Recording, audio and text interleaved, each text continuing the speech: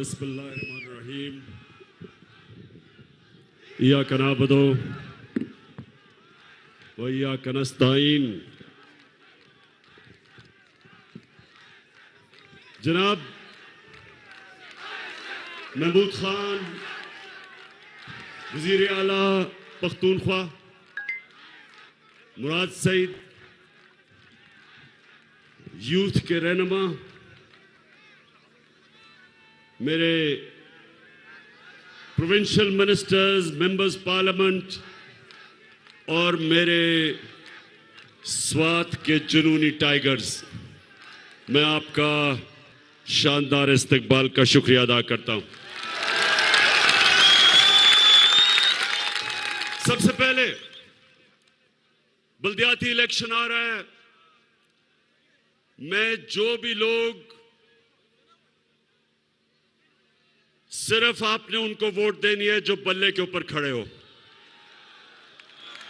और जो हमारे तहरीक इंसाफ के नौजवान बल्ले के खिलाफ खड़े हुए हैं, मेरी आपसे दरखास्त है कि आपको बैठ जाना चाहिए, क्योंकि हमने ये इलेक्शन जीतना है। अच्छा, मैं मेरे स्वात के नौजवान और मेरे पाकिस्तानियों, आज मेरे लिए बहुत खुशी का दिन है। आज मैंने खास अल्लाह का सुबह उठ के शुक्र अदा किया। क्या वजह है स्वात के लोगों, मैं क्यों इतना खुश हूं? क्योंकि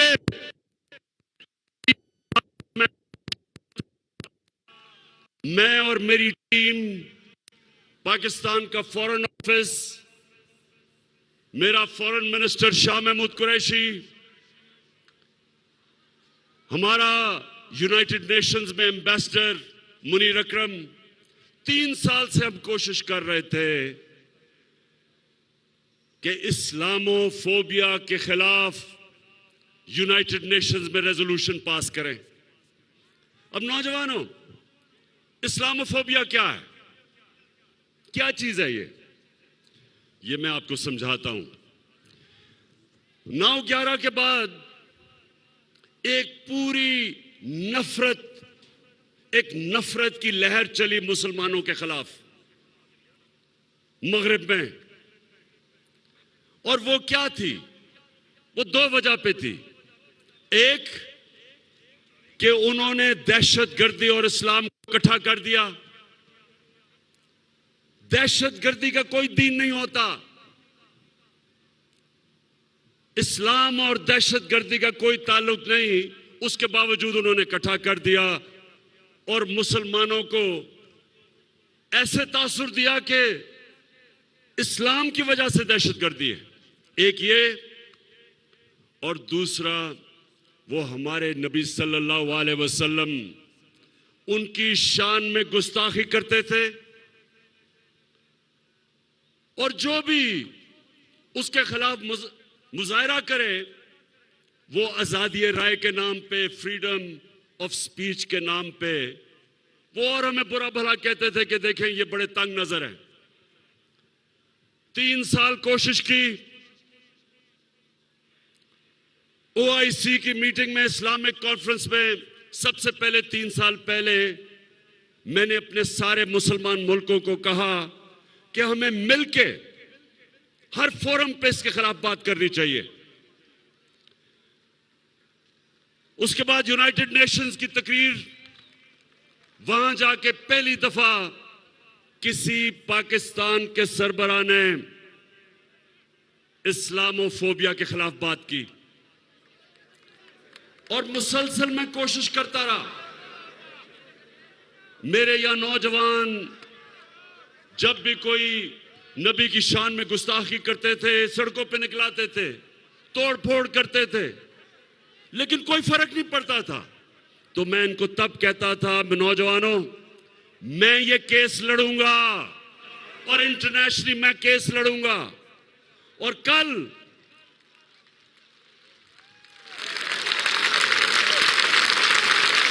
अल्लाह का करम है, कि कल ये फैसला हुआ, यूनाइटेड नेशंस की रेजोल्यूशन हुई, 57 मुसलमान मुल्कों ने मिलकर पेश की पाकिस्तान की रेजोल्यूशन इस्लामोफोबिया के खिलाफ। सुबह से सारी मुसलमान दुनिया से मुझे मुबारकें मिल रही हैं। इस्लामोफोबिया का नुकसान सबसे ज्यादा जो मुसलमान मगरबी ममालिक में थे उनको होता था। आदमी दाढ़ी वाला निकलता था, उसको बुरा भला कहते थे। मुसलमान औरत हिजाब करती थी, उसको सड़क पे गालियां निकालते थे, कोई पूछने वाला नहीं था। और आज सबसे ज्यादा जो खुश हैं वो बैरून मुल्क पाकिस्तानी हैं, बैरून मुल्क मुसलमान हैं।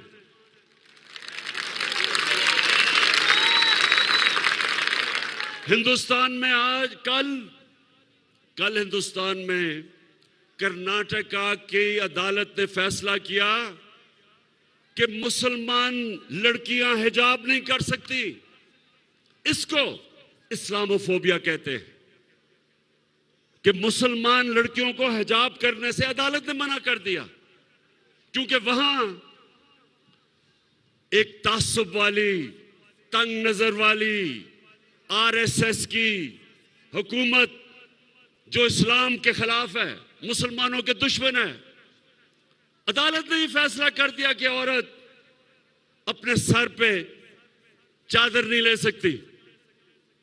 यानी औरतें कपड़े उतार तो सकती हैं लेकिन कपड़े पहन नहीं ज्यादा सकती। ये है इस्लामोफोबिया। और शुक्र है अल्लाह का कि हमारी कोशिशों की वजह से यूनाइटेड नेशंस ने ये रेजोल्यूशन पास की। और अब मैं सवाल पूछता हूं, मौलाना फजलुर रहमान, मैं तुम्हारे से सवाल पूछता हूं,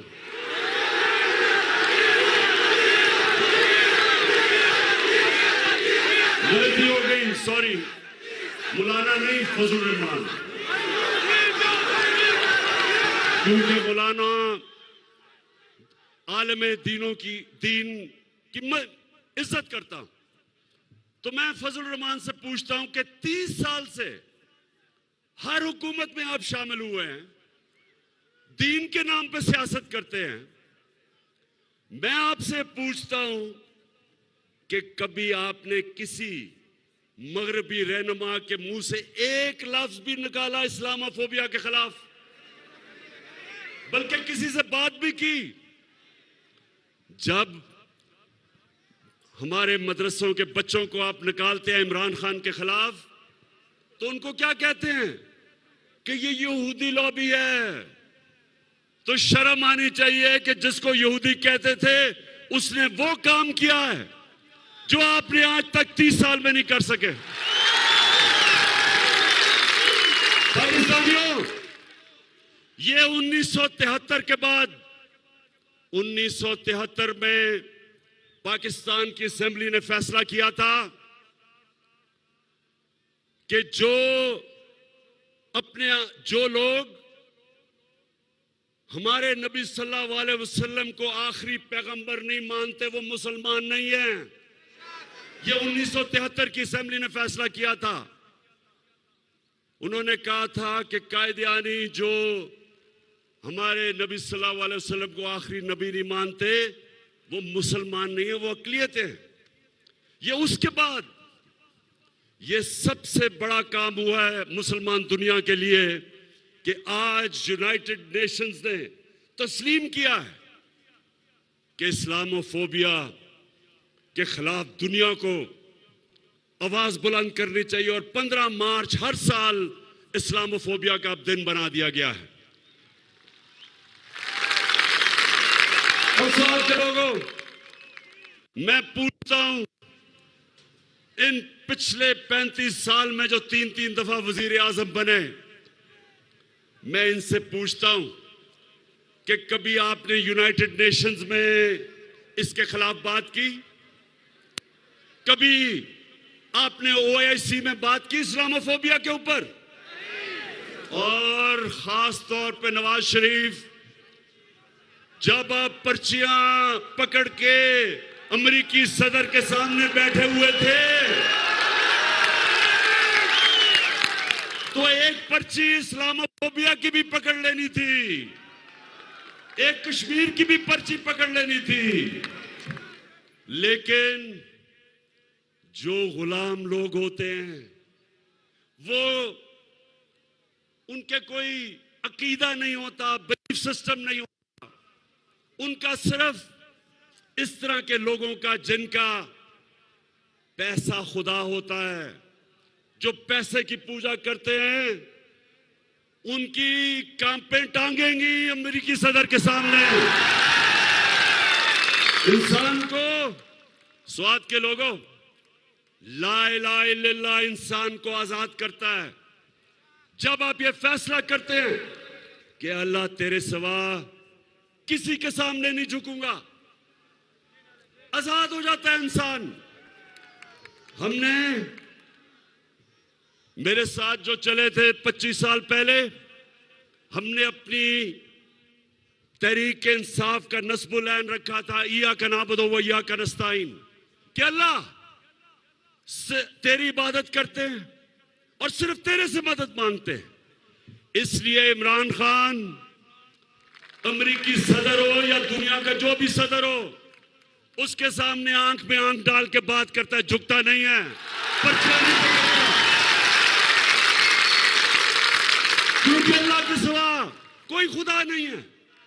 नौजवानों, कोई खुदा नहीं है अल्लाह के सिवा। हमारे मुल्क में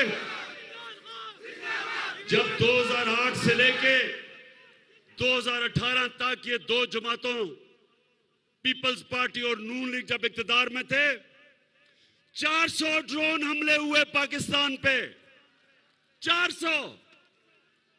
हमारी औरतें बच्चे मरे, बेकसूर लोग मरे, हमारे लोगों के घर बर्बाद हो गए। अमेरिका की जंग में शिरकत करके स्वात के लोगों ने कितनी कुर्बानी दी, कितने लोगों ने नकल मकानी की, घर उजड़ गए लोगों के। तो क्या ये जो दो मुल्क के सरबराह थे, कभी इन्होंने अमेरिका को ये कहा कि एक तरफ हम तुम्हारी जंग में शिरकत कर रहे हैं, दूसरी तरफ हमारे ऊपर ही बमबारी कर रहे हैं? ये कभी दुनिया की तारीख में कभी किसी मुल्क पे ये गुजरी है? नहीं गुजरी। ये क्यों नहीं बोले? स्वात के नौजवानों, आप बाशऊर लोग हैं, सुने क्यों नहीं बोले? अगर इमरान खान के भी अरबों रुपए मुल्क से बाहर ऑफशोर अकाउंट्स में पड़े होते, मैंने यहां से चोरी करके मैं भी बड़े बड़े महलात लंदन के अंदर मेरे होते, बच्चे मेरे महलों में रह रहे होते, बड़ी बड़ी गाड़ियां मैं चला रहा होता चोरी के पैसे से, तो मैं भी उनके सदर के सामने पर्चियां लेके बैठा होता। क्योंकि जब स्वात के नौजवानों, जब वो चाहें, आज जिस तरह रूसियों के साथ, जितने भी रूसियों के बड़े बड़े उनके बिजनेसमैन के बाहर पैसे पड़े हैं, मगरिब के अकाउंट्स में, बैंकों में, उनके जायदाद सब जब्त हो रही हैं।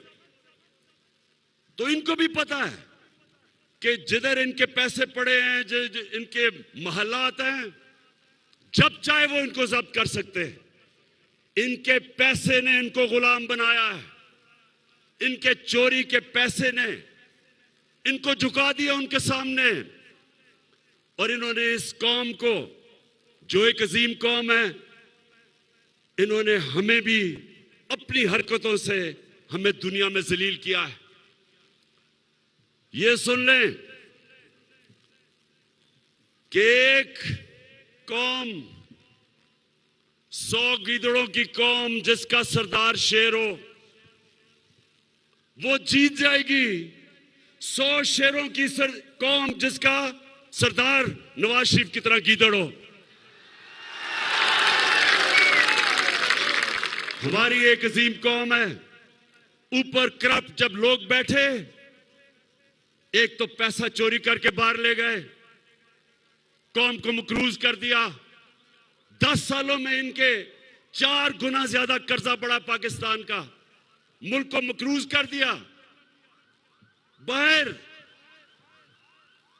20-20, 25-25 निजी दौरे किए जब कौम को मकरूज कर रहे थे। और मेरे पाकिस्तानियों, यही नहीं सिर्फ इन्होंने किया, इन्होंने मुल्क के मफादात को अपनी जात के लिए कुर्बान किया। तो मैं आज स्वात के लोगों आपके सामने ये कहना आया हूं कि आप सब इस मुल्क की बका के लिए, अपने बच्चों के मुस्तकबिल के लिए, नौजवानों अपने मुस्तकबिल के लिए ये समझ जाएं कि ये जो करप्ट टोला, ये जो 3 चूहे इकट्ठे हो गए हैं शिकार करने के लिए, मैं आज आप सबके सामने कह रहा हूं कि इंशाअल्लाह मैं आप इनका शिकार करके दिखाऊंगा। क्योंकि ये कर क्या रहे हैं? इस्लामाबाद में सिंध हाउस है। सिंध हाउस में नोटों की बोरियां लेके बैठे हुए हैं लोगों के जमीर खरीदने के लिए, हॉर्स ट्रेडिंग करने के लिए, जो ये नवाज शरीफ ने एक दफा छांगा मांगा में शुरू की थी रवायत के एमपीज, मेंबर ऑफ पार्लियामेंट के जमीर खरीदने के लिए। ये आज सिंध की अवाम का पैसा बोरियों में आया है सिंध हाउस। उधर से सिंध से गार्ड लेके आए हैं उसको बचाने के लिए कि कोई अंदर ना आ जाए। और क्या कोशिश हो रही है? सारी दुनिया के सामने बेशर्मी से कि हमारे एमएनएस को खरीदने आए हैं। और खरीदने इसलिए आए हैं कि इनको सब डर लगा हुआ है कि इनके करप्शन के केसेस तैयार हैं, और अगर इमरान खान थोड़ी देर और रह गया तो इन सब ने जेलों में जाना है। होगी फतह हर मैदान में, हौसले बुलंद आसमान में, बस टीपू सुल्तान। और इन्होंने फैसला किया सबने कि अगर ये कामयाब हो जाते हैं तो सबसे पहला काम इनका क्या होगा? नैब को खत्म करना, अपने करप्शन के केस खत्म करना। शर्म भी नहीं आती, खुल के कह रहे हैं कि हम आते साथ ही नैब खत्म करेंगे। तो इंशाअल्लाह ये जो आने वाले दिन हैं, ये पाकिस्तान की तारीख के फैसला कुन दिन है। इसमें फैसला होगा कि कैसा पाकिस्तान बनेगा। इसमें सब चोर एक तरफ हो गए और इन सब ने मुझे मौका दिया है, जिस तरह मैंने कहा कि इंशाअल्लाह एक गेंद से 3 विकेटें गिरेंगी। ये वो लोग हैं नौजवानों, ये वो लोग हैं आज जो ये खौफजदा हैं, जिस चीज से खौफजदा हैं वो ये कि मुल्क तरक्की कर रहा है। आज मैं चैलेंज करता हूं सबको कि मुआवजा कर लें कि इनके दौर में हालात क्या थे और हमारे 3.5 साल में क्या है। हर चीज में हम इनसे आगे हैं। मुश्किल हालात में पाकिस्तान बना। पहले दिवालिया निकाला हुआ था इन चोरों ने, उसके बाद कोरोना आ गया। पाकिस्तान वो मुल्क था जिसने अपनी कौम को, हमने जो फैसले किए, अपनी कौम को कोरोना से भी बचाया और अपनी माइशत भी बचाई। दुनिया ये मानती है, दुनिया किस तरफ जा रही थी, हमने दुनिया के मुखालिफ फैसले किए और आज दुनिया कहती है कि जो पाकिस्तान ने अपने लोगों को कोरोना से बचाने के लिए फैसले किए थे वो सबसे बेहतरीन थे। और हमें मानती है दुनिया। हमने उस दौर में एक्सपोर्ट्स पाकिस्तान की तारीख की रिकॉर्ड की, सबसे ज्यादा टैक्स पाकिस्तान का इकट्ठा किया।